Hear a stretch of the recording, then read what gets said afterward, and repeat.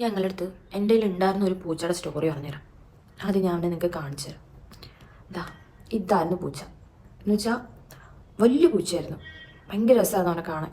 അവന് എന്നെക്കാളും ഇഷ്ടം എൻ്റെ വാപ്പാക്കായിരുന്നു. ഇതെൻ്റെ കൂടെ കോളേജിൽ പഠിച്ചൊരു പയ്യൻ്റെ ഞാൻ വാങ്ങിച്ച പൂച്ചയാണ്. ഇവനെ കുഞ്ഞു പൂച്ചയെ കാണിച്ചാണ് ഇവർ എൻ്റെ അടുത്ത് പൂച്ചയെ മേടിക്കാനുള്ള ഫോട്ടോ ഇട്ട് തരാൻ പറഞ്ഞപ്പോഴത്തേക്ക് ഇവർ എനിക്കൊരു കുഞ്ഞു പൂച്ചയുടെ ഫോട്ടോ ഇട്ടു. പക്ഷേ ചെന്ന് നോക്കിയപ്പോൾ ഒരു വലിയ പൂച്ച. പക്ഷേ ഇവനെ ഞാൻ അത് എടുത്തത് അതൊന്നും കൊണ്ടല്ല.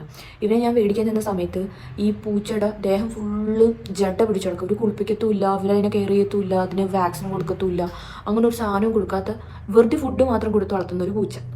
അങ്ങനെ ഞാൻ എന്നെ വാങ്ങിക്കൊണ്ട് വന്നു. എൻ്റെ ഹെയർ എല്ലാം ഞാൻ തന്നെ റിമൂവ് ചെയ്ത് പിന്നെ ഹോസ്പിറ്റലിൽ കൊണ്ടുപോയി വാക്സിനൊക്കെ എടുത്ത് പിന്നെ ആൾ ഞങ്ങളുടെ വീട്ടിൽ ഭയങ്കര ഹാപ്പി ആയിട്ട് കുറേ നാൾ നിന്നു.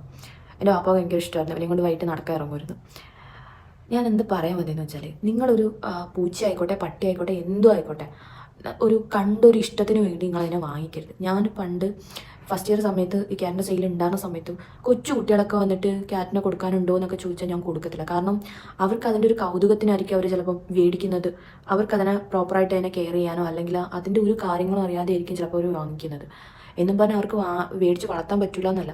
ഇതിനെയൊക്കെ നമുക്ക് നോക്കാൻ പറ്റുമെങ്കിൽ അതിനെ വാങ്ങിക്കാവും. കാരണം നമ്മളാണ് അവരുടെ ലൈഫിൽ ചെന്നിട്ട് അവരെ നമ്മൾ വാങ്ങിക്കൊണ്ട് വരികയാണ് ചെയ്യുന്നത്, അല്ലാതെ അവർ നമ്മളെ ചൂസ് ചെയ്യല്ല ചെയ്യുന്നത്. സോ അപ്പം നമ്മൾ അത്രയും കെയർ കൊടുത്ത് അവനെ നോക്കാൻ പറ്റുമെന്ന് ഉറപ്പുണ്ടെങ്കിൽ മാത്രമേ ഇങ്ങനെയുള്ള സാധനങ്ങളെയൊക്കെ നമ്മൾ വാങ്ങിക്കൊണ്ടുവന്ന് നമ്മൾ വളർത്താൻ പാടുള്ളൂ.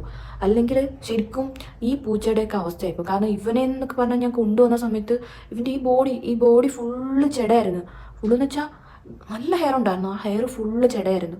അതുകൊണ്ട് നിങ്ങൾക്ക് നോക്കാൻ പറ്റുമെങ്കിൽ മാത്രമേ നിങ്ങളൊരു പൂച്ച ആയിക്കോട്ടെ പട്ടിയായിക്കോട്ടെ എന്തായിക്കോട്ടെ നിങ്ങളതിനെ വാങ്ങിക്കാവുള്ളൂ.